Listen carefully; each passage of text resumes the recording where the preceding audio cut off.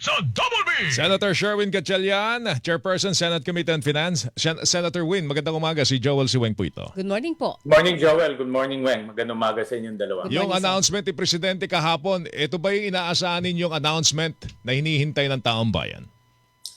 Sana umaasa ako na ma-announce rin today yung pagsuspende ng diesel dahil maraming umaasa doon sa pagsuspende ng excise tax sa diesel, lalo na ang diesel ang pinaka-popular na fuel of choice ng mga transportation, logistics, ang mga jeep, buses, saka mga truck, puro diesel ang ginagamit.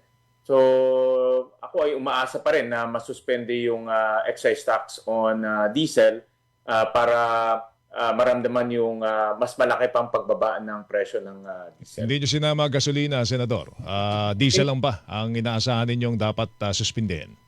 Yung gasolina, ako sang-ayon ako na patuloy pag-aralan dahil ang gasolina madalas ginagamit yan ng mga sasakyan at normally mga malalaking sasakyan. So dapat pag-aralan pa rin kung ano yung magiging impact ng gasolina kung sususpindihin rin.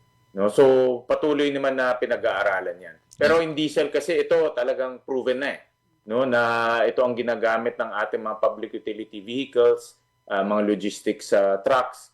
Yan talaga ang ginagamit. Pati nga mga generator, yan ang ginagamit no? So proven na yan. Ang nag-iingat daw po kasi ang Malacanang kasi masyado malaki mawawalang buwis sa bansa natin. Kailangan daw po ng pampondo ng mga ayuda na ibinibigay ngayon ng gobyerno, Senator. Well, dalawang bagay yan, Weng. No? Unang-una, yun na nga, no? Malaking mawawala. Almost 16 billion ang excise tax na kinokolekta natin every month. So kung sinuspindi yan, 16 billion rin mawawala every month. Pangalawa, iba-iba kasing fuel, iba-iba ang gamit Opo. No? For example, ang kerosene, LPG, ginagamit yan sa pangluto. Karamihan rin ng mga simpleng bahay o mga bahay ng ating mga mahirap na kababayan gamit LPG at kerosene pa nga ginagamit sa mga probinsya. Ang diesel naman ginagamit yan sa public utility vehicles at logistics. Ang gasolina ginagamit yan mostly ng mga pribadong sektor. Yes. Kaya sang-ayon ako na dapat patuloy pa rin pag-aralan yan dahil nga yung gasolina naman normally ginagamit yan ng mga malalaking sasakyan pa ang gumagamit yan. Okay. Pero Senator, kanina kausap namin si Senator Ping Lacson. Ang kanya sa kanya, bakit hindi na lang daw po i-subsidize ng gobyerno ang oil products? Yung mga tinataas sa presyo nito. Kasi sabi niya, sa ibang bansa, kaya maliit ang increase, ang halaga ng diesel at gas nila kasi subsidized by the government. Taiwan daw, sa Taiwan. Yes. Oh. Bakit Yeah. hindi yung pwedeng gawin ng Pilipinas? Mas malaki Actually, ang impact nito sakali.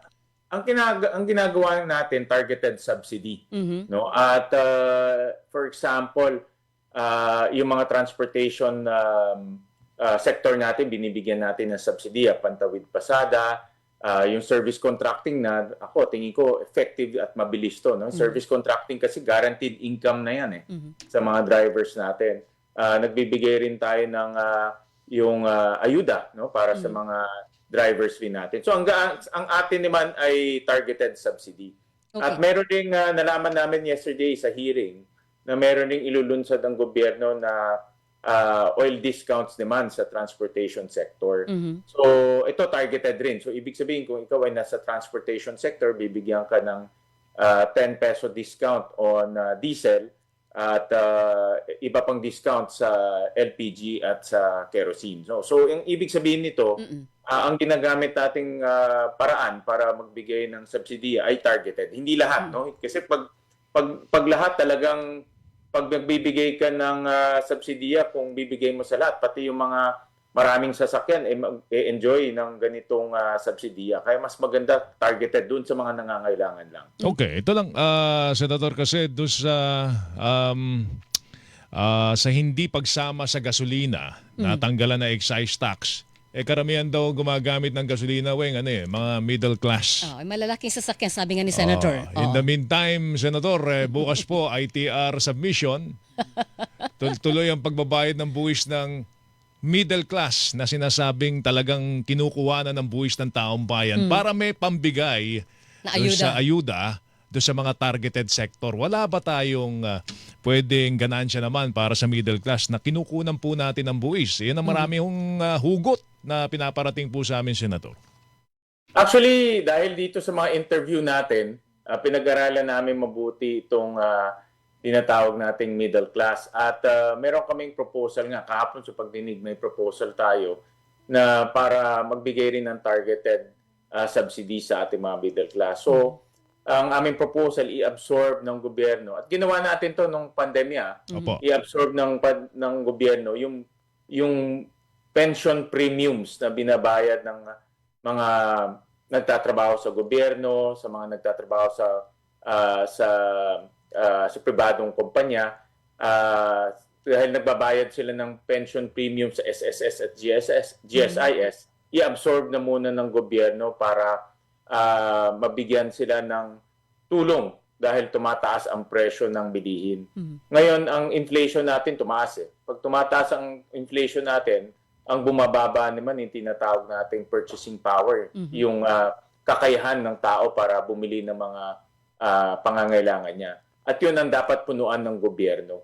Kaya isa sa mga proposals ng Protect Committee ay suspendin o i-absorb ng gobyerno yung binabayad na premiums o pension premium sa GSIS at sa SS. Magkano yun? Will Magkano that help? matitipid nun? Oo, makakatulong. Depende yun, sa Senator. income mo yan. Pero lalabas yan between 9 to 10% ay babalik sa'yo. No? So depende sa income mo yan. Kung ikaw ay kumikita ng let's say 30,000 pesos, babalik sa'yo mga siguro between 2,000 to 3,000 pesos.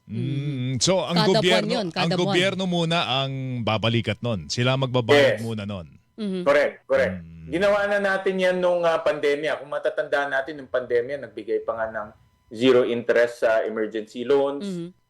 Ganito rin, sinuspindi muna yung pagbabayad ng premiums dahil nga yung pandemya, walang nakakapasok eh. No? So, ginawa na natin yan. At ngayon naman, dahil ngayon inflation ay mabilis na tumaas, ang proposal ng ating committee ay magbigay ng ganitong subsidiya. Kaya po ng gobyerno nyo.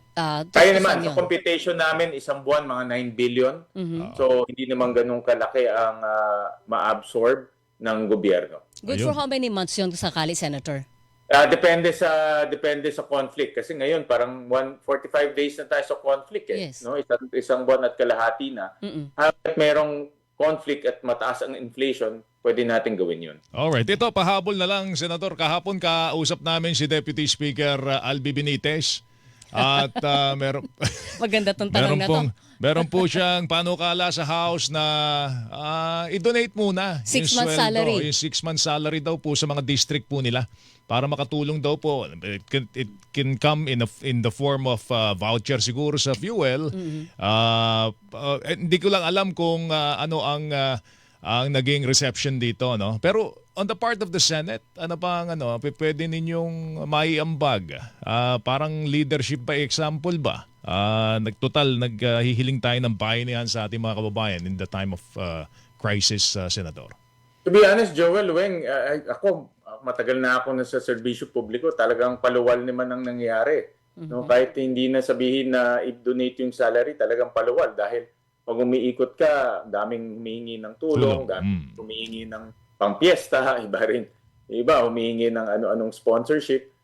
Pero karamihan ay, at least in my case, ever since na pumasok tayo sa serbisyo publiko, malaking bahagi o halos lahat ng bahagi ng ating sweldo pumupunta sa pagtulong din. So, magandang mungkahi yan, pero alam ko marami sa mga public servants nangyayari na talaga. Informally lang, hindi lang Alright. hindi lang linalagay sa papel. Senador, salamat sa oras mo. Mag-ingat ka. Good morning, Thank you, sir. Thank you, Joel Weng. morning. Maraming Good morning. salamat. Senator Sherwin Gatchalian, Chairperson, Senate Committee on Finance, mga kapuso. Sa Double B! Hilingan, walang pinoprotektahan.